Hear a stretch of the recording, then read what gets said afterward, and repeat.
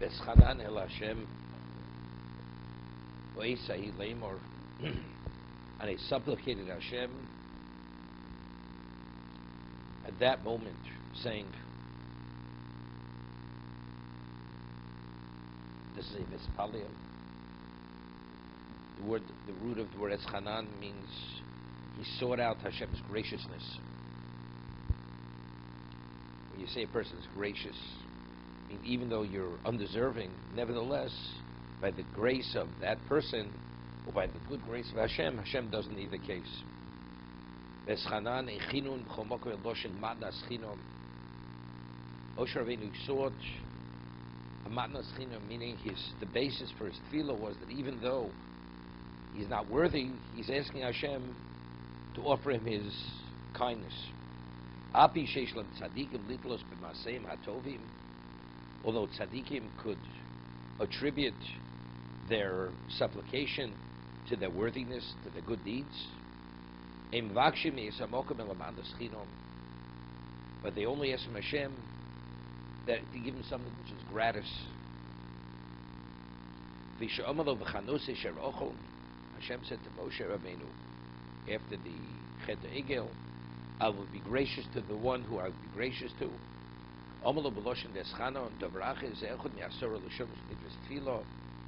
This is one of the 10 expressions of tefillah, as it says in the Sifri. What does it mean at that moment?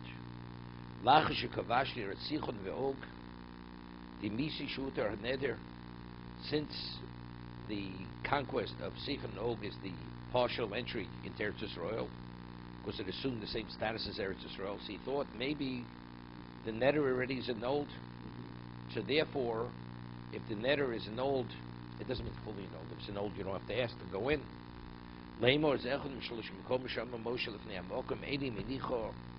I will not let up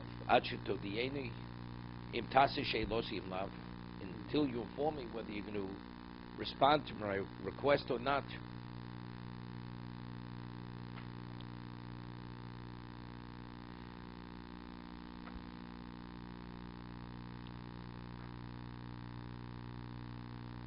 See, the Dover Acher in the first Rashi, it's not necessarily contradictory to the first Pshat. If there are 10 expressions, so when to use each expression? The Eschanan it's an expression used by tzaddikim, or by a person who has no worthiness. He's asking about the good graces of Hashem. Hashem should respond to him.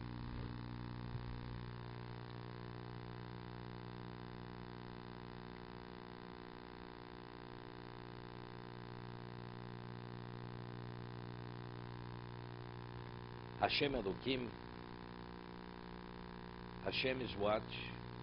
His master, Yud Kei Vav Kei. So here we have the pronunciation is Elokim, which is Midas Adin, but the spelling is Midas Arachmim. If it's spelled Elokim, that's pure Din. But over here he's asking, within the context of Din, you should be Rachmim. Ato yichachilos el aros es avdecho as godcho tzodcha chazoko. You began showing me your greatness, your powerful arm. Shemi kel b'shamayim v'oretz ashiyasach masecho v'rosecho. Who is like you, kel b'shamayim, in heaven and earth, who could do as your action and to demonstrate your strength?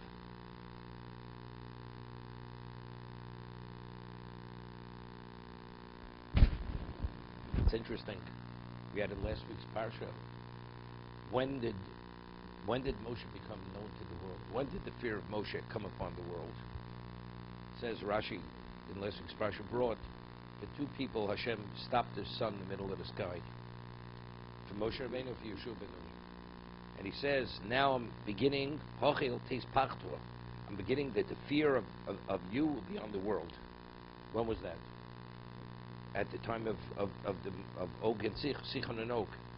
When he destroyed them, the sun was stopped in the middle of the sky.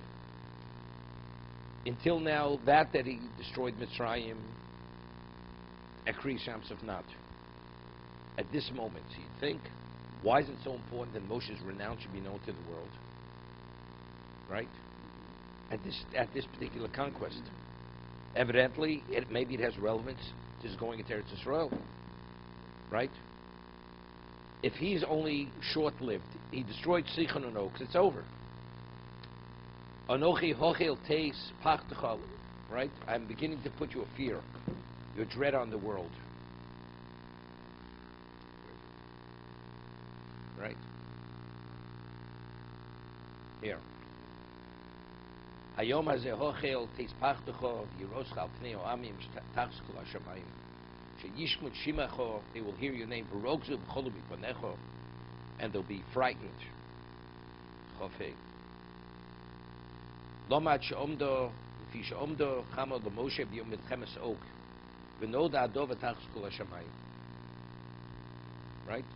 So that's strong reason to believe that Moshe is going to be the conqueror in Canaan. Otherwise, it seems to be teis pachtucho. The fear of Moshe will be on the world, on all the nations. Why now? At the last moment, he's going to pass away within 6 weeks.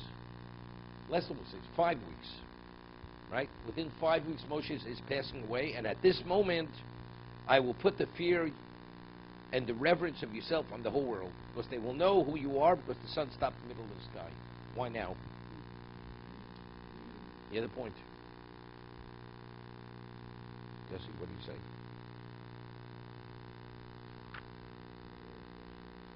No. Hashem says, why was it Eschana el Hashem? Because Moshe thought that Neder was Hutar, was Hutar. But since part of the conquest, he allowed him to go, since Evi Yardin is part of the conquest. Therefore, he thought that now's the time to pray, because it was Hutar on Neder, right? That the Neder was already annulled.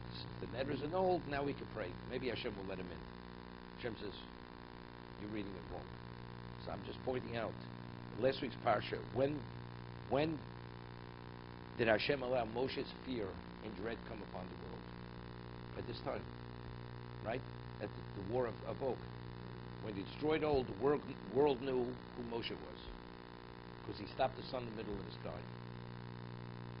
Right? We have this week's parsha.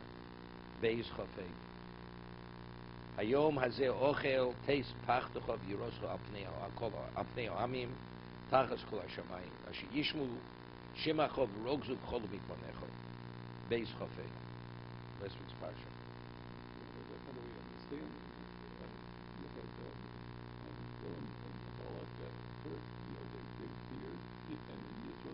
No. That was a different type of fear. There they were going to be killed. Well, that's the fear of the world. No. They heard the new gun. Different type of fear. There was an immediate threat.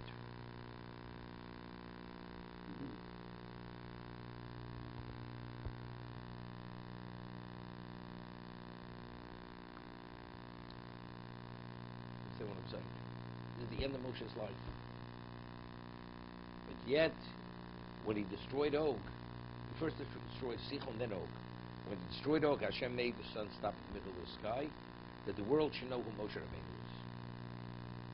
That his fear and his reverence should be upon all the nations of the world.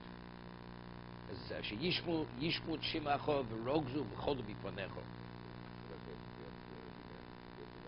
No, I'm pointing that out. Right? Now, seemingly, because he's going to one who's going to conquer Canaan. So he has to literally incapacitate them, because he's the conqueror. Who's coming in? Moshe's coming in. It's a weird statement, because we said it's like a man jumping in hot water. Everybody feared the world. No, but he himself thought at this point maybe he's going in. That's why he's supplicating Hashem. That's Veschanan, right? But I'm pointing out, it's interesting. Let's see, he's factually not going in. Why at the very end of Moshe's life, the last few months of his life, all of a sudden, the whole world has to know who Moshe Rabbeinu was? Why at this moment? That the world should be fearful of him, afraid. He's gone. Yoshua's taken over. If it's to take over Canaan, Israelis, the IDF or the ones who have the Zehut. but Moshe is not there. He's not going. If he's the, They don't know that. but they will know immediately. They'll know. Moshe's impression will last forever. History is history. Moshe is history. The moment he dies, it's history. No, that's the theory. It's present. Present. Still. Eternal.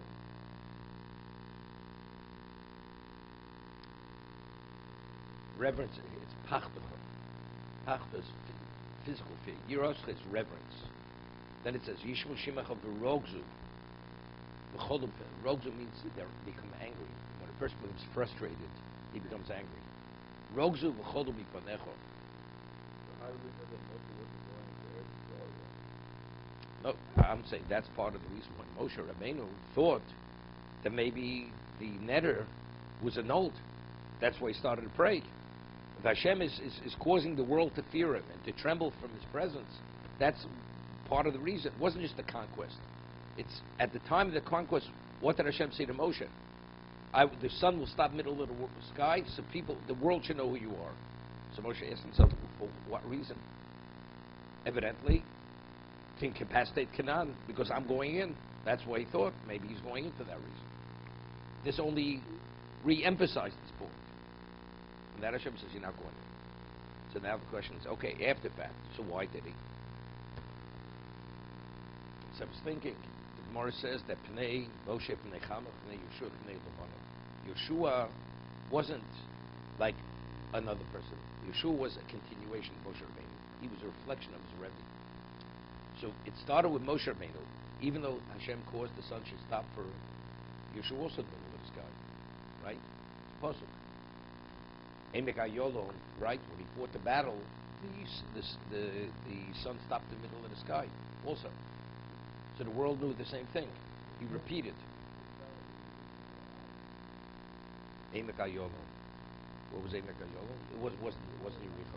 It was later battle. So I'm saying, so evidently for the first battle, I don't know why he needed the second. If Yeshua is a continuation of Moshe, so what did you have to? The sun have to stop in the sky again for Yeshua, right? If it's for the world, and Yeshua is a continuation of Moshe, so Moshe is enough. If Yeshua needs his own identity, so what did Hashem do it for Moshe? First of all, why did the world have to know Moshe Rabbeinu? Right? He's not relevant to the world. If he's the conqueror of one thing, it's not relevant to the world anymore. Can we say that everybody knew that Moshe's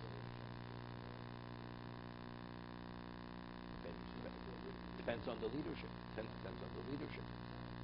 But if Moshe dies, if Moshe is not here anymore, it's a new leadership. So Yeshua again. So if Hashem did Yeshua, what do you have to do it for Moshe?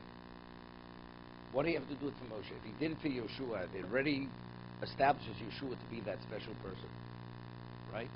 That the sun stops in the middle of the sky. So if that's the case, what do you have to do it for Moshe? If Moshe was going to be a conqueror afterwards, okay.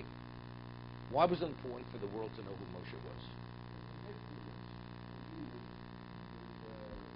What influence?